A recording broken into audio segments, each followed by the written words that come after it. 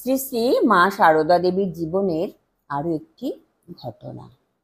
রসিক চূড়ামণি শ্রী রামকৃষ্ণ নানা রঙ্গরসিকতায় দিনগুলো ভরিয়ে রাখতেন।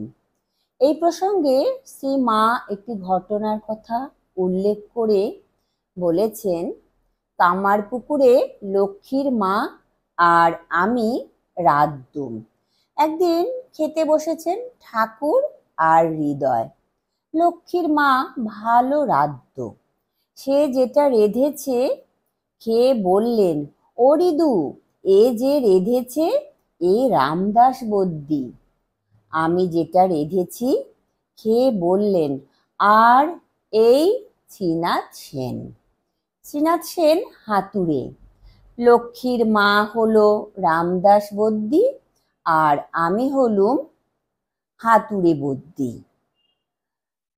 হৃদয় বললে, তা বটে, কিন্তু এই হাতুড়ে বদ্যি তুমি সব সময় পাবে, গা টিপতে পা টিপতে পর্যন্ত ডাকলেই হয়।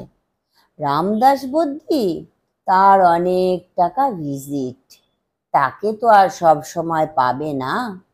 আর লোকে আগে হাতুড়েকেই ডাকে, সে তোমার সব সময় বান্ধব। ঠাকুর বললেন, তা বটে, তা বটে, এ সব সময় আছে।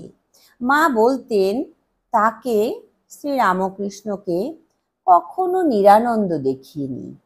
5 বছরের ছেলের সঙ্গেই হোক আর বুড়োর সঙ্গেই হোক, সকলের সঙ্গে মিলে আনন্দেই আছেন। শ্রী শ্রী মাও ছিলেন আনন্দ রূপিণী, তার আনন্দ স্নিগ্ধ